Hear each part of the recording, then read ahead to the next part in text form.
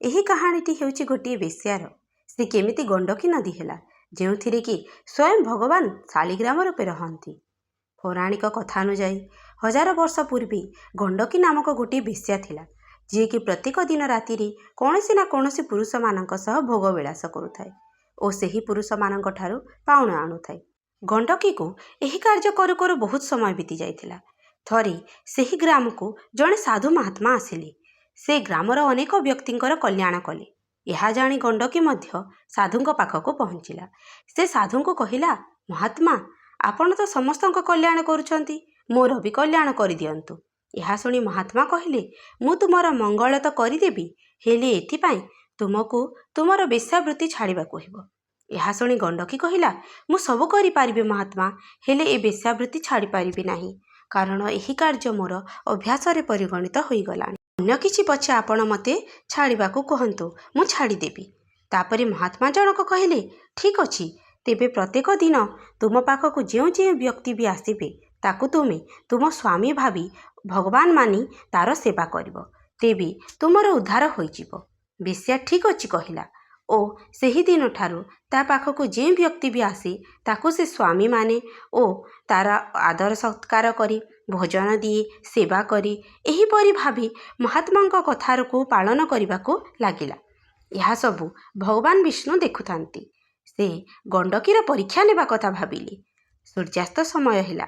ଭଗବାନ ବିଷ୍ଣୁ ଜଣେ ବ୍ୟକ୍ତିର ବେଶରେ ଗଣ୍ଡକୀ ପାଖକୁ ଆସିଲେ। ପ୍ରତ୍ୟେକ ଦିନ ଭଳି ସେ ସେହି ବ୍ୟକ୍ତି ରୂପେ ଥିବା ଭଗବାନଙ୍କୁ ପାଦ ଧୋଇଲା, ଭୋଜନ ଦେଲା, ସ୍ୱାମୀ ରୂପେ ସେବା କଲା।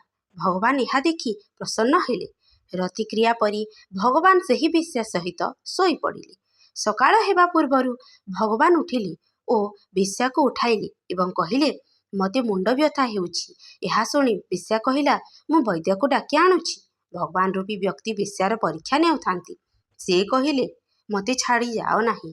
ଏହାପରେ ବ୍ୟକ୍ତିଙ୍କ ମୁଣ୍ଡରେ ଆହୁରି ବ୍ୟଥା ହେଲା ଓ ସେ ସେହିଠାରେ ହିଁ ପ୍ରାଣତ୍ୟାଗ କରିଦେଲେ।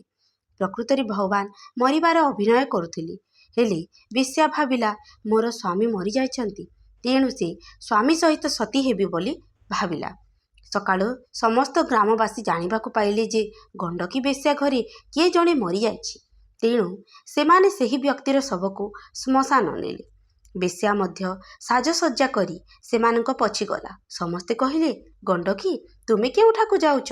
ଗଣ୍ଡକୀ କହିଲା, ମୁଁ ଏହି ବ୍ୟକ୍ତିକୁ ମୋର ସ୍ୱାମୀ ମାନିଥିଲି, ତେଣୁ ଯେହେତୁ ଏମାନଙ୍କର ମୃତ୍ୟୁ ହୋଇଗଲା, ମୁଁ ଏମାନଙ୍କ ସହିତ ସତୀ ହେବାକୁ ଯାଉଛି। ଏହା ଶୁଣି ଗାଁ ଲୋକ ହସିଲେ ଓ କହିଲେ, ବେଶ୍ୟାର ବି ସ୍ୱାମୀ ଥାଏ କି?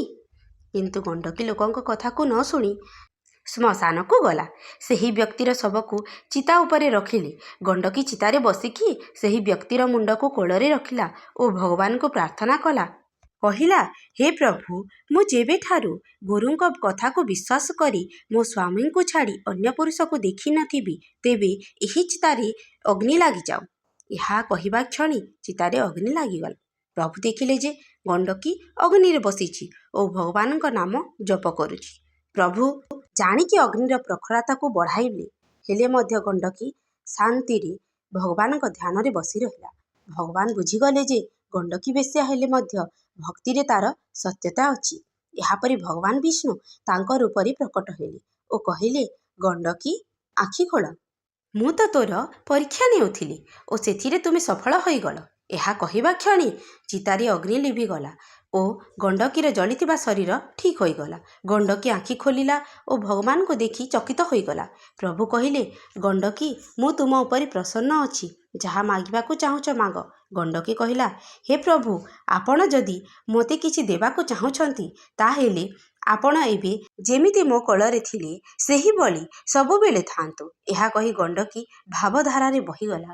ତାର ଶରୀର ପାଣିରେ ପରିଣତ ହୋଇଗଲା ଓ ସେହିଠାରୁ ନଦୀ ରୂପେ ସେ ବୋହିଗଲା। ପ୍ରଭୁ କହିଲେ, ଆଜିଠାରୁ ମୁଁ ସବୁବେଳେ ଶାଳିଗ୍ରାମ ରୂପେ ତୁମ କୋଳରେ ରହିବି। ସେହିଦିନଠାରୁ ଗଣ୍ଡକୀ ନଦୀରେ ଶାଳିଗ୍ରାମ ପଥର ରୂପେ ଭଗବାନ ବିଷ୍ଣୁ ରହିଥାନ୍ତି। କାହାଣୀଟି କେମିତି ଲାଗିଲା କମେଣ୍ଟ କରି ନିଶ୍ଚୟ କହିବେ।